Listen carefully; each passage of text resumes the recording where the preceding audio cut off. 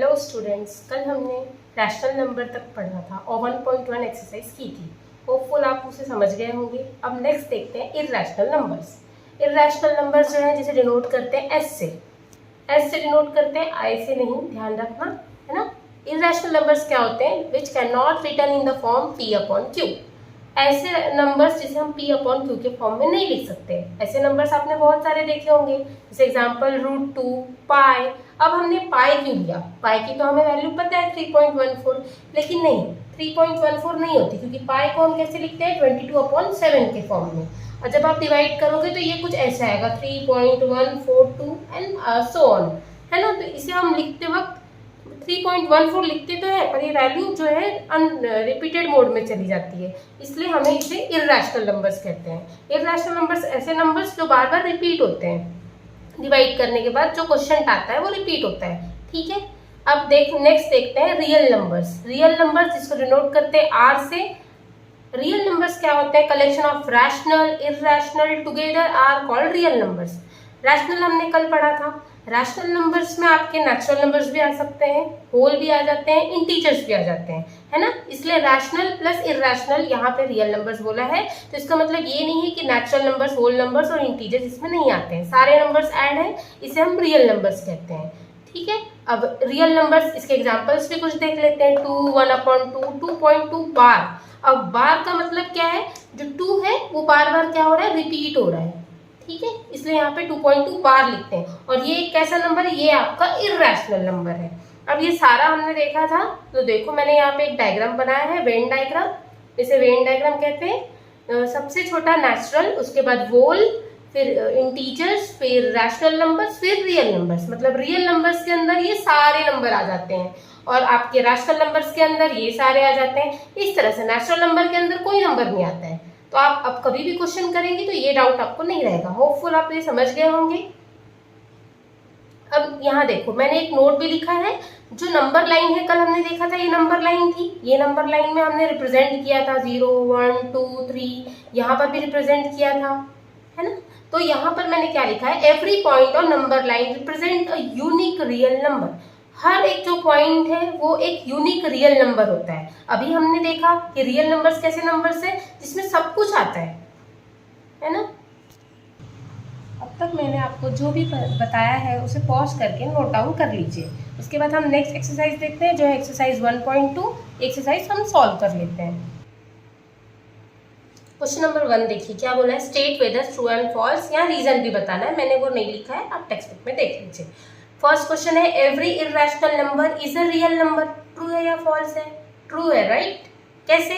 अभी अभी हमने डेफिनेशन पढ़ी थी रियल नंबर की, जहां पर रैशनल एंड इर्रेशनल दोनों नंबर्स आते हैं, है ना। तो यहाँ पर ये करेक्ट हो जाएगा, ट्रू हो जाएगा। और आप इसका रीजन भी लिख सकते हैं। रीजन क्या है? डेफिनेशन, इर्रेशनल प्लस इर्रेशनल क्या बनता है? Rational and irrational together from real number. ये आप इसका रीजन लिख सकते हो।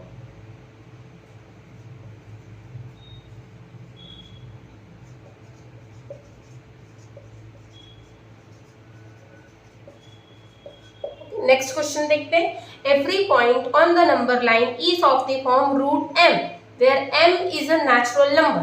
ध्यान दीजिए, यहाँ पे बोला है √m। √m नेचुरल नंबर है, ऐसे बताया। पर हम देखते हैं जब हम नंबर लाइन पे, तो यहाँ पर 0, -1, -2, 1, 2, इस तरह से हम नंबर लाइन देखते हैं। तो रूट है, अगर मैं यहाँ पे 1 का निकालने जाऊँ तो ये हो जाएगा 1 का स्क्वायर, ये भी 1 ही आता है। पर अगर मैं -1 का स्क्वायर लेती हूँ, -1 का स्क्वायर, ये भी 1 ही आता है, राइट। तो हम कैसे कह सकते हैं कि √m जो है वो सिर्फ m जो है नेचुरल नंबर होगा। -1 का स्क्वायर मतलब अगर मैं इसे रूट में लिखूँ -1 स्क्वायर, ये भी तो 1 ही आएगा। तो ये तो रॉन्ग हो गया, राइट। तो इसे हम करेक्ट कर सकते हैं। यहाँ आप ये लिख सकते हो कि √m जो है ये फॉल्स स्टेटमेंट है, because √m also contain negative value. That is करके लिख सकते हो आप कि -m का स्क्वायर भी जो है वो क्या होता है? पॉजिटिव होता है, और -m is not a natural number. Hopefully आप इतना समझ गए। क्वेश्चन नंबर 3 देखते हैं। Every real number is an irrational number. हमें यहाँ ये बताना है कि रियल नंबर इर्रेशनल नंबर्स, अभी अभी हमने पढ़ा था रियल नंबर्स तो सबसे बड़े हैं, तो वो सिर्फ इर्रेशनल कैसे हो सकते हैं, क्योंकि रियल नंबर में तो 2 भी आता है और इर्रेशनल 2 होगा क्या? नहीं, इर्रेशनल हमने पढ़ा था जो वैल्यू p/q के फॉर्म में हम नहीं लिख सकते हैं, राइट। तो ये कैसा हो जाएगा? रॉन्ग स्टेटमेंट हो जाएगी, मतलब ये हो गया फॉल्स। आप बोल सकते हो रीजन कि real number contain 2 which is not an irrational। जरूरी नहीं है कि आप यही स्टेटमेंट लिखें, बस कॉन्सेप्ट ध्यान रखिए। आप स्टेटमेंट चेंज कर सकते हैं, इस पे आपके मार्क्स नहीं कटेंगे। क्वेश्चन नंबर 2 देखते हैं। Are the square roots of all positive integers irrational if not given example. यहाँ पे क्या बोला है? सारे स्क्वायर रूट, जैसे आपने क्वेश्चन नंबर 2 में अभी अभी रूट टाइम वाला एक हमने ट्रू एंड फॉल्स में स्टेटमेंट देखा था, सेम उस टाइप का ही है ये, बस यहाँ पे पॉजिटिव इंटीजर्स की बात कर रहा है। तो सारे स्क्वायर रूट्स पॉजिटिव इंटीजर्स के इर्रेशनल हो सकते हैं क्या? अभी अभी हमने देखा। अगर मैं स्क्वायर रूट 4 का निकालूं तो क्या आएगा? 2 आएगा, और 2 कैसा इर्रेशनल है? नहीं है। तो यहाँ पर भी ये क्या है? If not given example. तो आप बोल दो नो। रीजन क्या दोगे? रीजन एग्जाम्पल दे दिया हमने, अंडर रूट ऑफ 4 जो 2 आता है, और 2 is not an irrational number. मैं आपको रिपीट कर रही हूँ, ये सब पॉज करके आप लिख लीजिए अपने। अब देखते हैं question number 3। Show how root 5 can be represented on number line. अभी तक हमने नंबर लाइन पढ़ा था, जहां पर हमने देखी थी वैल्यूज जो 1 2 इस तरह से थी। अब यहाँ तो रूट 5 की बात कर दी है। इस चीज को समझने के लिए जो हमने पहले क्लास 8 7 में पाइथागोरस थ्योरम पढ़ा था, कोई बात नहीं, अगर आपको लर्न नहीं होगा तो अभी मैं लर्न करा देती हूँ। पाइथागोरस थ्योरम, पाइथागोरस थ्योरम क्या था?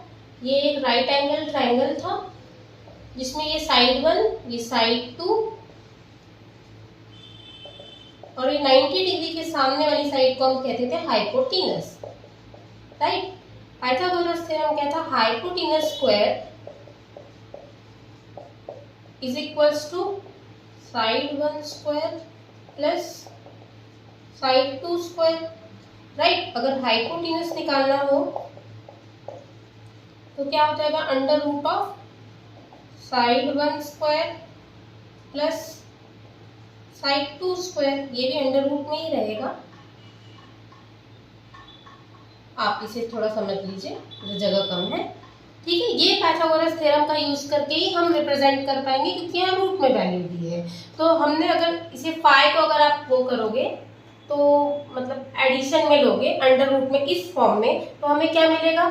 2 का स्क्वायर प्लस 1 स्क्वायर, राइट। मतलब क्या हो जाएगा? 2 का स्क्वायर होता है 4, 4 प्लस 1 रूट 5, राइट। ये कॉन्सेप्ट यूज करके हमें रूट 5 करना है। सबसे पहले आप स्टेप 1 यूज करिए। स्टेप 1, नंबर लाइन पे आपको एक लाइन बना लीजिए, ए बी नाम की हम लाइन बना लेते हैं, जिसे हमें ये 2 साइड्स यूज करनी है। जब हमें एक राइट एंगल ट्राइंगल बनाना है बेसिकली, ठीक है। तो ए बी लाइन की साइड लेते हैं, जिसका हम यूनिट ले लेते हैं 2 यूनिट का। यहाँ मीटर सेंटीमीटर नहीं लेना, क्योंकि यहाँ पर यूनिट नहीं दिया हुआ। तो स्टेप 1 क्या ले लिया हमने?